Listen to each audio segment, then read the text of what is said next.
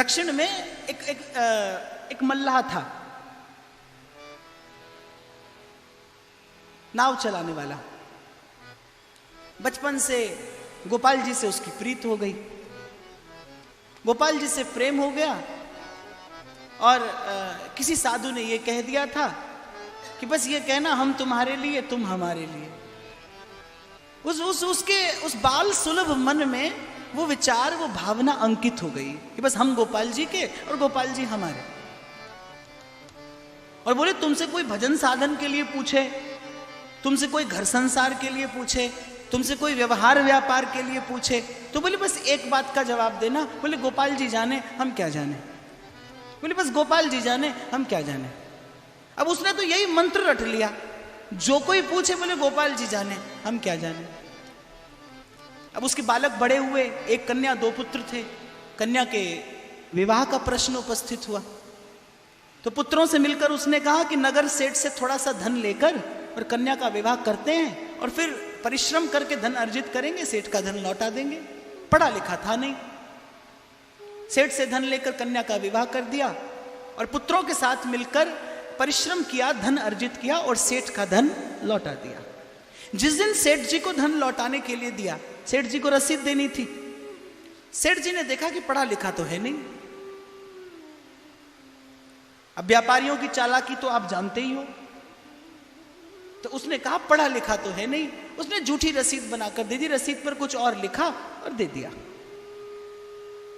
और सच्ची रसीद अपने पास में रख ली।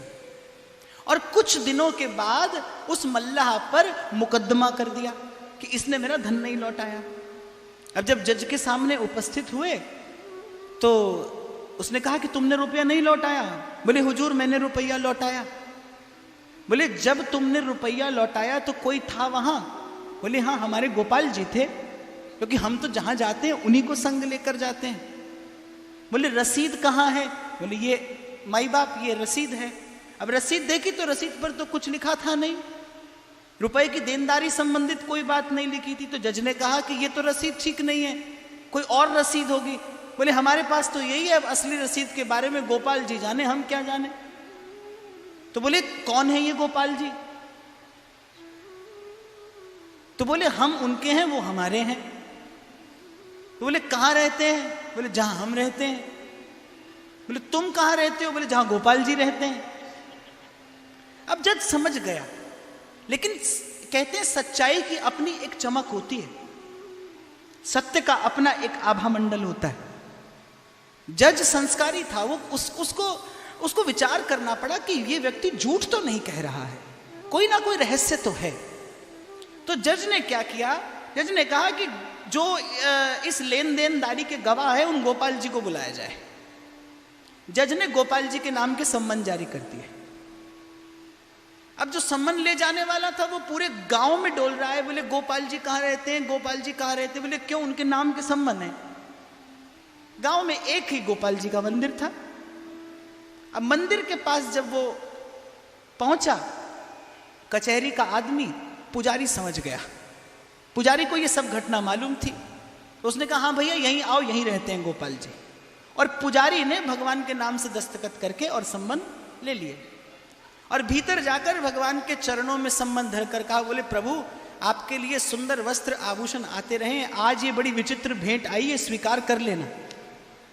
पुजारी ने तारीख देखी कि कौन सी तारीख पड़ी है, और जो तारीख पड़ी थी पुजारी ने उस दिन भगवान का सुंदर श्रृंगार किया और हाथ जोड़कर कहा, प्रभु आपके अतिरिक्त तो उसका कोई नहीं है, इसलिए जाइएगा जरूर। और वहां कोर्ट में जब आवाज लगी, एक और ले जाया गया उस मल्लाह को, और जब उस गवाह को बुलाया गया, जज ने आवाज लगाई और एक बूढ़ा कमर झुकाए आकर जज के सन्मुख उपस्थित हुआ। बोले तुम थे वहां जब रुपया दिया गया? बोले हाँ हुजूर मैं था। रसीद कहाँ है? उस बूढ़े ने कहा सेठ जी के घर में अमुक अलमारी में और अमुक बही खाते के भीतर रसीद रखी है, सेठ जी यहीं रहे, आप सिपाहियों को भेजिए रसीद मंगा लीजिए। जज ने भेजा, उसी स्थान पर रसीद रखी थी। मल्लाह को बरी कर दिया गया, सेठ जी को सजा हो गई। लेकिन जज के मन में कुछ खटका है। जज को लगा कोई ना कोई घटना तो घटी है। अब जज ने फिर से मल्लाह को बुलाया। बोले वो जो आए थे वो कौन थे? बोले गोपाल जी थे। कहाँ रहते हैं? जहां हम रहते हैं। और तुम कहाँ रहते हो? बोले जहां गोपाल जी रहते हैं। अब जज ने सम्मन देने वाले व्यक्ति को बुलाया। बोले तुम किसको सम्मन देकर आए? बोले हुजूर गोपाल जी के नाम का कोई व्यक्ति तो मिला नहीं, एक मंदिर के पुजारी ने मुझसे सम्मन लिए और मैं उसे सम्मन देकर चला आया। कचहरी का कार्य बीच में छोड़कर और जज साहब घर पहुंचे और कमरा बंद कर कर फूट फूट कर रोए। किसी ने आकर पूछा हुआ क्या? जज साहब ने सारी घटना बताई। तो कहा फिर रोते क्यों हैं? प्रसन्न होइए, आपको तो भगवान का दर्शन हुआ। पर जज साहब कहते रोने का कारण कुछ और है।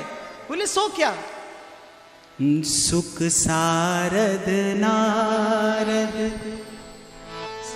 शेष महेश दिनेश के ध्यान ना आते रहे।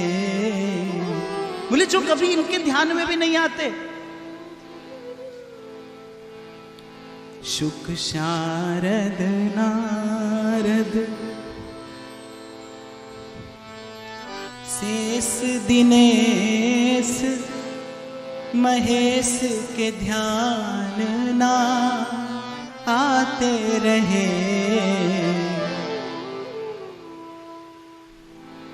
सोई ईस अदालत में सन्मुख मल्ला के गवाह कहाते रहे। जज साहब कहते जाएं और रोते जाएं। घर के लोग संभालने का प्रयास कर रहे हैं कि रोते क्यों हो, आकर चले गए इसलिए रोते हो। बोले नहीं, सुख धोखे हूं दरस दियो जो दियो और दुख ने कहूं नाही जो जाते रहे। मुझे ना तो उनके आने का सुख है ना जाने का दुख है, तो फिर रोते क्यों हो? जज साहब के धीरज का बांध टूट गया। जगदीश खड़े समझाते रहे। मैं खड़े होकर प्रणाम भी नहीं कर पाया। मैं कुर्सी पे बना जज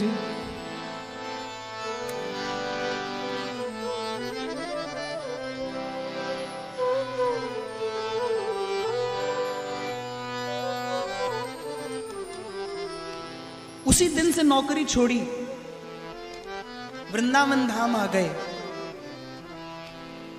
आज भी वृंदावन के लोग उनको जज स्वामी के नाम से जानते हैं।